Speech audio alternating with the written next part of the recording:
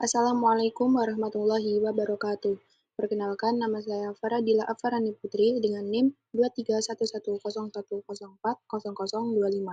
Kelas D1, Prodi PGMI, mata kuliah Perencanaan Pembelajaran dengan dosen pengampu Dr. Lailatul Usriyah, MPDI. Di sini saya akan menjelaskan tentang prinsip-prinsip dan komponen-komponen dalam perencanaan pembelajaran dan modul ajar di MI atau SD berbasis moderasi beragama. Prinsip-prinsip perencanaan pembelajaran di antaranya yang pertama, prinsip perkembangan, yang kedua, prinsip perbedaan individu, yang ketiga, prinsip minat dan kebutuhan anak, dan yang keempat, prinsip motivasi. Prinsip perkembangan. Prinsip perkembangan memiliki makna bahwa anak yang sedang belajar berada dalam proses perkembangan dan akan terus berkembang. Pada setiap tahap perkembangan anak memiliki kemampuan yang berbeda-beda. Oleh karena itu, pada waktu pemilihan bahan dan metode mengajar, guru hendaknya memperhatikan dan menyesuaikan dengan kemampuan anak.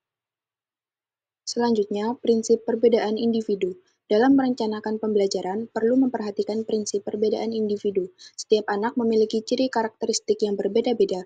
Guru perlu memperhatikan karakteristik setiap anak untuk memberikan bantuan belajar bagi anak, baik dalam menyiapkan dan menyajikan pelajaran maupun dalam memberikan tugas-tugas dan pembimbingan belajar anak. Berikutnya, prinsip minat dan kebutuhan anak.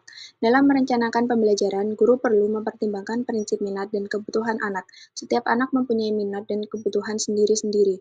Oleh karena itu, dalam merencanakan pembelajaran, guru perlu mempertimbangkan bahan ajar dan penyampaian sedapat mungkin disesuaikan dengan minat dan kebutuhan anak tersebut. Dan yang terakhir, prinsip motivasi. Motivasi memiliki peranan yang cukup besar dalam upaya belajar. Tanpa adanya motivasi, hampir tidak mungkin siswa melakukan kegiatan belajar.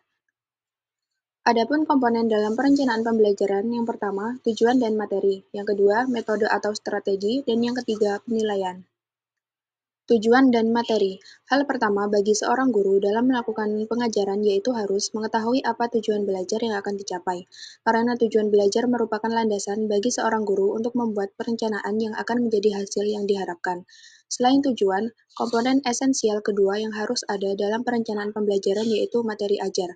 Menurut Wahab 2016, materi merupakan bagian dari struktur keilmuan suatu bahan kajian yang dapat berupa pengertian konseptual, isi, proses, atau keterampilan. Metode atau strategi.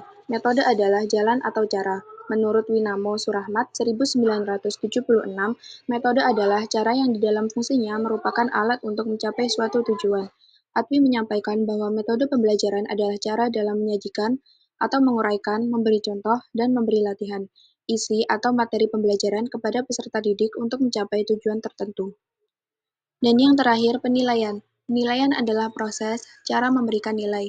Trianto 2014 mengungkapkan bahwa penilaian adalah serangkaian kegiatan untuk memperoleh, menganalisis, dan menafsirkan data tentang proses dan hasil belajar peserta didik yang ematis.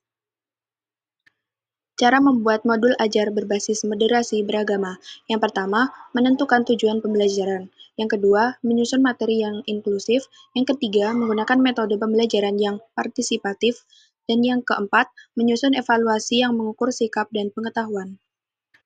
Sekian penjelasan dari saya. Terima kasih. Wassalamualaikum warahmatullahi wabarakatuh.